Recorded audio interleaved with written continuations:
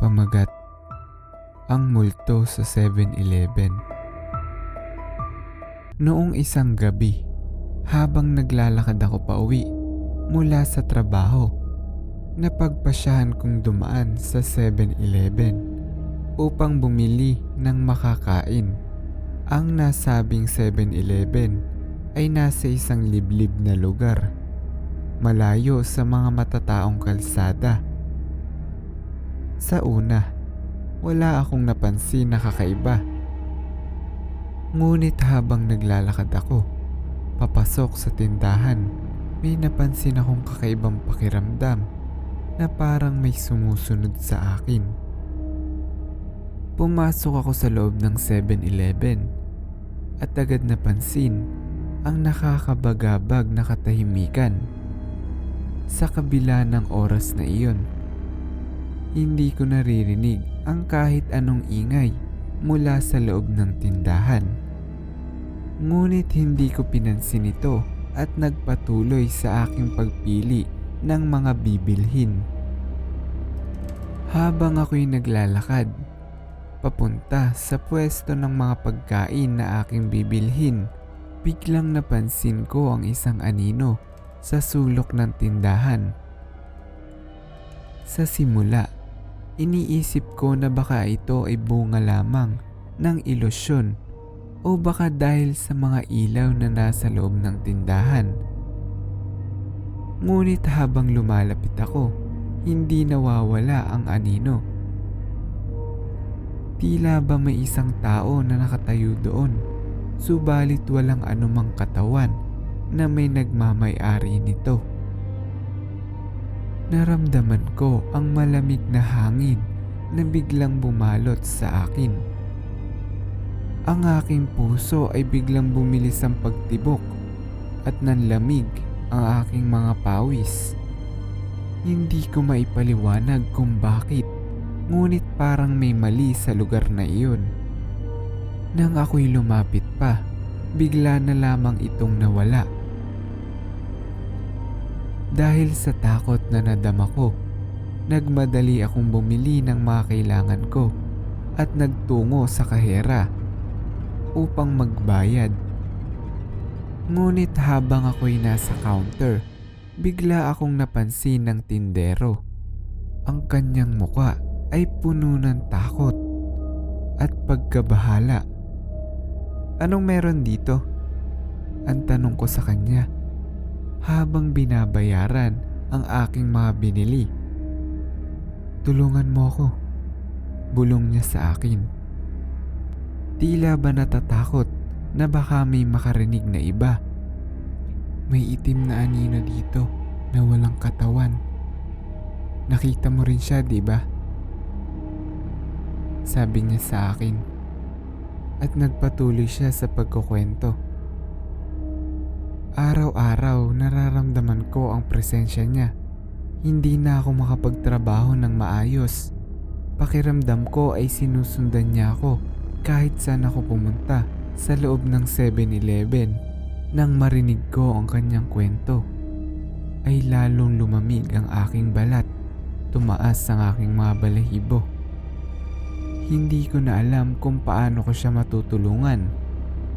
Ngunit sa kabila ng takot, naisipan kong tumulong sa kanya. "Anong gusto mong gawin?" ang tanong ko. "Kailangan nating hanapin kung saan siya galing at kung paano natin siya mapapalayas dito," sagot niya na puno ng determinasyon. Sa pagkakataong iyon, nagkasundo kaming magtulungan. Pinasara namin ang tindahan at sinimula ng aming pananaliksik sa pamamagitan ng pag-aaral ng kasaysayan ng lugar at pakikipag-usap sa mga ilang residente.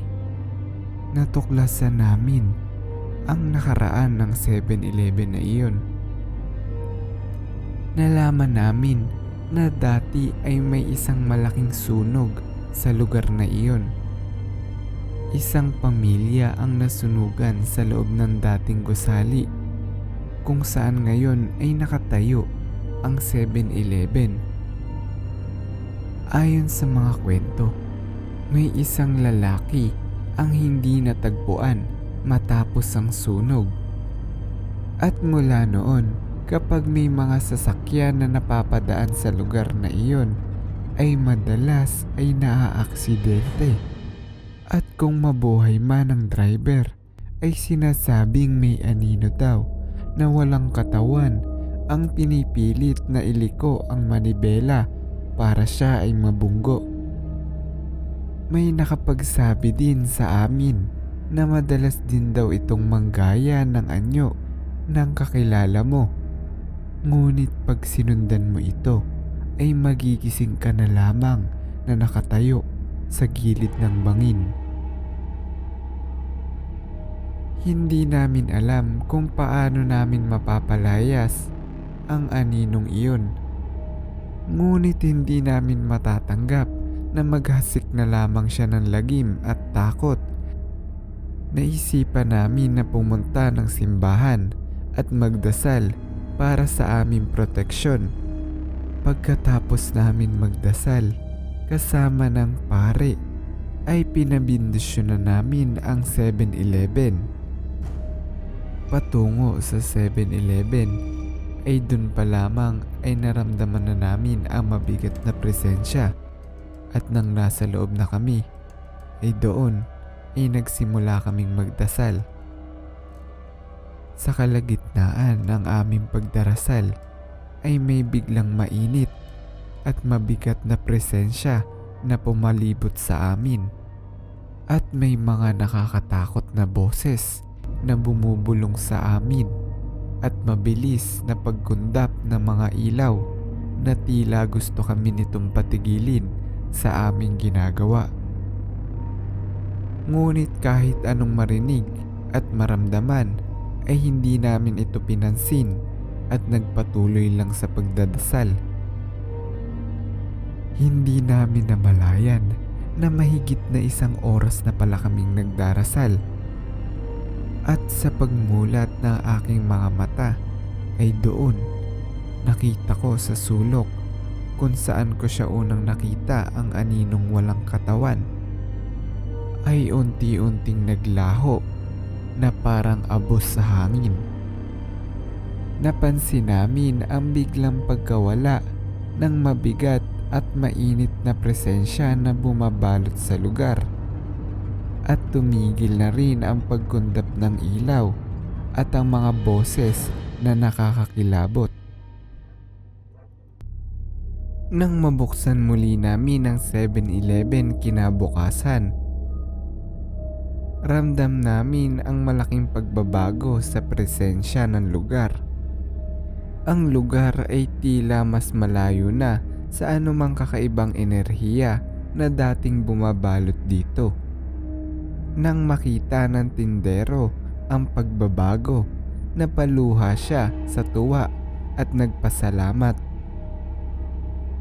Mula noon, ang 7-Eleven ay naging isang tahimik at mapayapang lugar na muli. Subalit, sa bawat pagdaan ko roon, hindi ko malilimutan ang gabing iyon na puno ng kakaibang karanasan.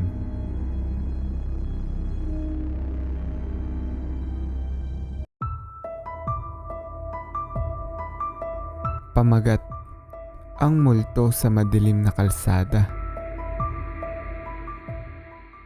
Sa isang maliit na bayan sa Pilipinas, may isang kalsadang kilala sa lahat bilang ang pinakamadilim at pinakanakakatakot na daan. Ito ay ang Daang Bangungot. Maraming kwento ang naglalarawan sa kahila-hilakbot na karanasan sa naturang lugar. At isa ako sa mga taong nagkaroon ng personal na takot sa daang iyon. Noong ako'y nag-aaral pa lamang sa kolehiyo, ako at ang mga kaibigan ko ay mahilig magpunta sa iba't ibang lugar upang mag-road trip. Isang gabi, habang naglalakbay kami pauwi mula sa isang patimpalak sa kalapit na bayan, napilitan kaming dumaan sa Daang Bangungot dahil sa isang aksidente na nangyari sa pangunahing daan. Bago pa man kami dumating sa kalsada, may namumuong takot at nervyos na sa amin.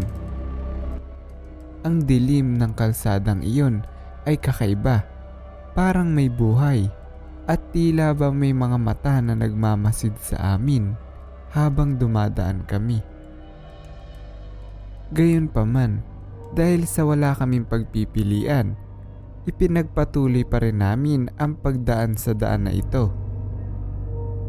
Sa una, ang lahat ay tahimik. Subalit habang lumalalim ang aming pagtakbo, unti-unti kaming nakakarinig ng mga tunog na nakakakilabot. Maririnig namin ang mga malalakas na kaluskos mula sa paligid at biglang mawawala ang ilaw ng aming sasakyan. Gayon din ang aming mga cellphone, na tila ba may isang masamang spirito na malapit sa amin.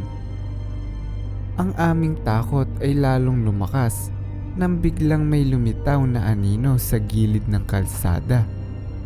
Isang anino na tila ba hindi tao at hindi rin hayop, na puno ng hiyawan at takot ang loob ng sasakyan, at agad kaming nagpasyang umalis sa lugar na iyon. Ngunit habang pinapabilis namin ang takbo, parang lalo kaming naaabutan ng kadiliman. Napansin namin na nagbago ang itsura ng paligid. Ang mga puno ay tila tumitiklop pabalik sa amin, habang ang mga halaman ay tila nagiging hugis ng mga kamay na umaakay sa amin pabalik sa daang bangungot. Sa gitna ng aming laban para makatakas, biglang bumulaga sa amin ang isang multo ng isang babaeng hubad na may dugong tumutulo mula sa kanyang mga mata at bibig. Hindi namin alam kung ano ang gagawin. Sa takot, pinilit naming imanibela ang sasakyan at tumakbo ng mabilis palayo sa kanya. Hindi namin alam kung ilang oras kami tumakbo, ngunit sa wakas, nakarating din kami sa isang liwanag. Isang lugar na hindi namin nakitang masama o mapanganib. Sa awa ng Diyos, nakaligtas kami sa mga panganib ng daang bangungot. Mula noon, hindi na namin muli pang ginusto na dumaan sa lugar na iyon. Ngunit ang mga pangyayaring iyon ay nananatiling nakatatak sa aming alaala bilang isang nakakatakot na karanasan.